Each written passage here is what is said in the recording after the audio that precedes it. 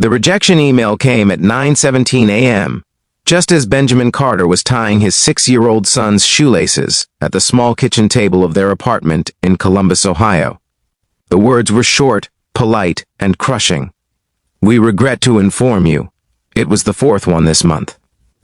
Benjamin stared at the screen, his jaw tightening as sunlight spilled across unpaid bills stacked beside the toaster. His son, Caleb, looked up at him with innocent eyes, unaware that his father's entire world had just shrunk again.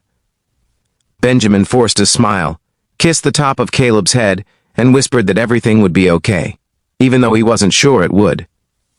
"Before we go further, if you believe in kindness, second chances, and the power of not giving up when the world shuts doors in your face, take a moment to like this video, comment where you're watching from, share it with someone who needs hope, and subscribe to the channel." Stories like this remind us that one moment can change everything. Benjamin hadn't always struggled. 3 years earlier, he had been a senior systems analyst at a respected tech firm.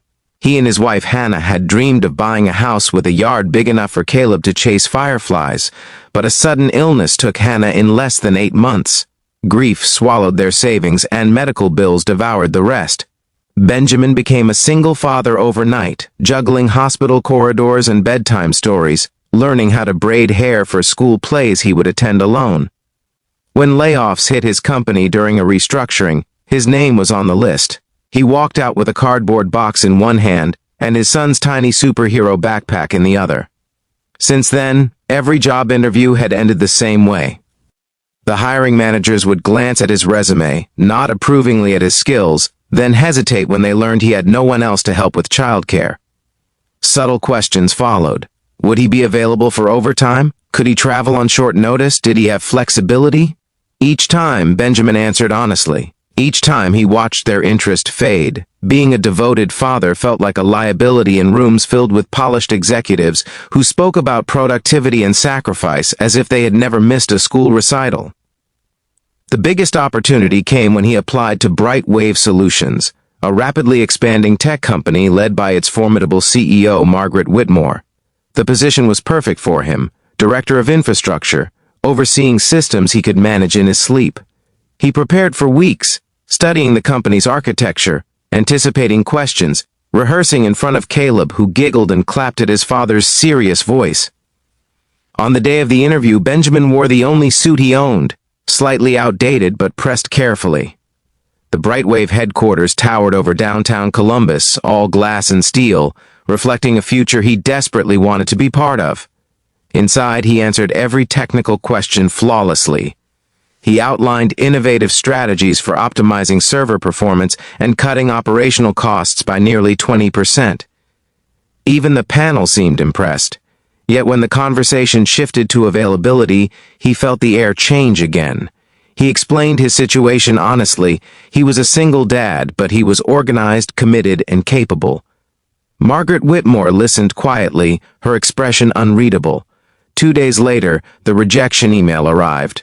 Benjamin didn't have time to wallow. That same afternoon, he picked up Caleb from school and noticed an unusual buzz in the city. News alerts flashed on his phone. BrightWave Solutions was trending. Their entire digital platform had crashed during the launch of a multi-million-dollar partnership. Clients across the country were locked out. Stock prices were dipping by the minute. Analysts on television speculated about catastrophic data corruption. Benjamin felt a strange twist in his stomach. He knew their infrastructure model. He had studied it obsessively for the interview. He remembered a potential vulnerability in their load balancing configuration, one that could trigger a cascading failure under heavy traffic. He had mentioned it briefly during the interview, but perhaps not forcefully enough. That evening, while Caleb colored at the kitchen table, Benjamin opened his laptop. He accessed public documentation, pieced together likely scenarios, and began mapping out the failure in his mind. His fingers moved quickly, scribbling notes, sketching system flows. The more he analyzed, the more certain he became. This wasn't random. It was a predictable bottleneck spiraling out of control. Against his better judgment, he drafted an email to Margaret Whitmore. He didn't accuse, he didn't criticize. He simply outlined what he believed was happening and proposed a step-by-step emergency patch to isolate the malfunctioning node and reroute traffic. He attached diagrams and a concise explanation. He hit send, not expecting a reply. 15 minutes later, his phone rang. The voice on the other end was controlled but strained. Margaret Whitmore introduced herself and asked how confident he was in his assessment. Benjamin spoke calmly, walking her through the logic, explaining how a temporary override could stabilize the network within seconds if executed correctly. There was a brief silence, followed by the sound of muffled instructions being relayed in the background. Then, as he held his breath in his small kitchen, the CEO's voice returned, this time lighter, almost astonished. The system was stabilizing, traffic was rerouting, the crash was reversing. In less than a minute, the bleeding had stopped. The next morning, Benjamin received another email. This one was different. It wasn't a rejection. It was an invitation to BrightWave headquarters for an urgent meeting. When he arrived, the atmosphere inside the building had transformed. Employees moved quickly, but with visible relief.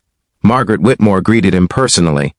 She looked less like the distant executive from the interview and more like someone who had faced the edge of disaster and stepped back. She thanked him, not as a courtesy, but with genuine gravity.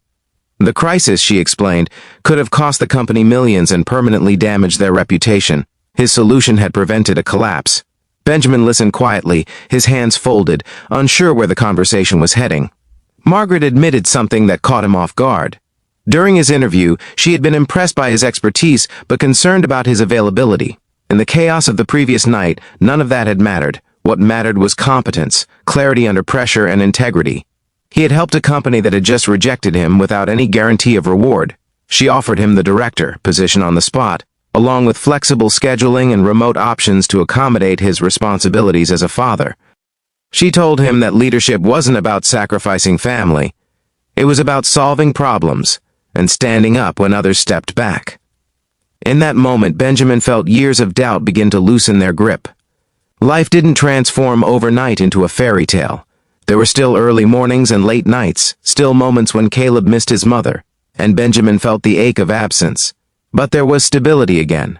There was dignity in work that valued both his skill and his humanity. BrightWave's culture began to shift subtly under Margaret's renewed perspective. Policies were reviewed. Flexibility became a strength rather than a weakness. Months later, at a company event, Benjamin stood near the back of the room as Margaret publicly acknowledged the night that had changed everything. She spoke about resilience, about unseen potential, about the danger of judging commitment by outdated standards. As applause filled the hall, Benjamin felt Caleb's small hand slip into his. His son looked up at him with pride that words couldn't capture. If this story is touching your heart right now, if you've ever felt overlooked or underestimated, please take a moment to like this video, share it with someone who needs encouragement, and subscribe for more stories that remind us of the strength inside ordinary people. And before we reach the end, I have a special request for you. Comment the word resilience if you believe that rejection is sometimes just redirection. Benjamin's journey wasn't about proving others wrong. It was about refusing to let disappointment define him. He had every reason to grow bitter, to close himself off, to decide that the world was unfair and leave it at that. Instead, he chose to act with integrity. He chose to help when he could have ignored. He chose to remain the kind of man he wanted his son to become.